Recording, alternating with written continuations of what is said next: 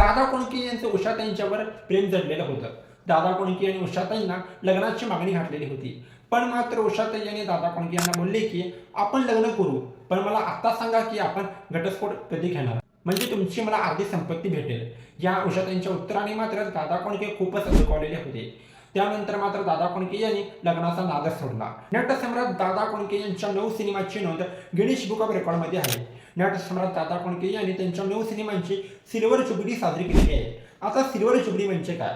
Silver jubilee म्हणजे कोणताही cinema एका थिएटरमध्ये 50 आठवडे चालणे, असा देखील रेकॉर्ड नटसम्राट दादा कोंडके यांच्या नावावर आहे. 14 मार्च 1998 साली मात्र हा नटसम्राट हरपला.